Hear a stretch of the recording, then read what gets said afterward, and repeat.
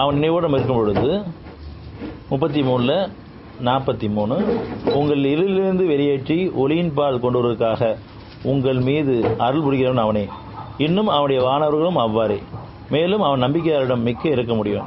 நம்ம இருளிலிருந்து ஒளிக்கு வர்றதுக்கு இந்த அவன் நினைவு அதிகம் தேவைப்படுது. இல்லைன்னு சொன்னால் ஒளியிலேருந்து இருளுக்குள்ளே போயிடும். மனசோடைய ஆரம்பிச்சிடும், கவலைப்பட ஆரம்பிச்சிடும், துக்கப்பட ஆரம்பிச்சிடும், மனசு பாரமாயிரும், மனசு வெந்து போயிடும், நொந்து போய் இதெல்லாம் வேறு வாழ்க்கையில் அனுபவப்பட்டவங்க தான். இப்போ மனசு எப்பயுமே சமானமாக இருக்கணும்னு சொன்னால் அவன் நினைவிலே வாழ வேண்டியது.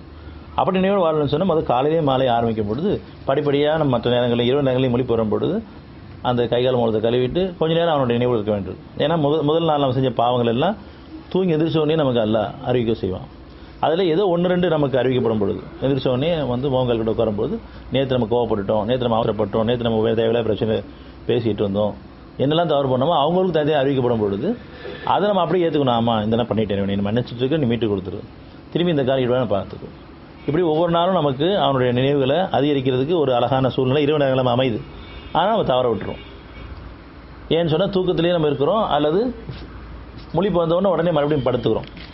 எந்திரிச்சு முகங்கால் கழிட்டு கொஞ்ச நேரம் உட்காந்துன்னு சொன்னால் அதில் எவ்வளோ நன்மைகள் இருக்குது அப்படின்னு சொன்னால் 39:9 எவர் மறுமையை அஞ்சி தன் இறைவனுடைய கருணையை ஆதரவு வைத்து இரவு நேரங்களில் இறைவனுக்கு முற்றிலும் பணிந்தவராகவும் உறுதியுடன் நிற்கிறாரோ அவர் ஆவாரா?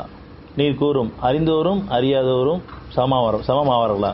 நிச்சயமாக நல்லறிவு உடையவர் சிந்தித்து உணர்வு பெறுவர் தான். இப்போ மறுமையை அவருடைய கருணை ஆதரவு வச்சு யார் இரவு நேரங்களில் முற்றிலும் பணிந்தவராக உறுதி நிற்கிறாங்களோ, இரவு நேரங்களில் முழிப்பு வரும்போது நம்ம நேரத்தை அலாரம் வச்சுட்டு எந்திரிக்க அவசியம் கிடையாது.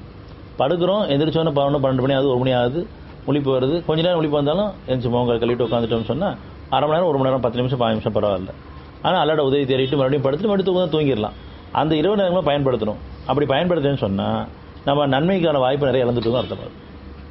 சில தூக்கம் வராமல் போட்டு படுப்போம், அப்போயாவது இறைவன் திரும்புகிறோமா? இல்லை, அவனை மறந்து தூக்கம் வரலேன்னு புலம்பிட்டு இருக்க மொழியே தூக்கத்தை எல்லாம் தடுத்து வச்சிருக்கான். காரணம் அவன் பக்கம் திரும்புறதுக்காக, அல்லது தூக்கத்தில் விழிப்பு கொடுத்துட்டான் அவன் பக்கம் திரும்புறதுக்காக.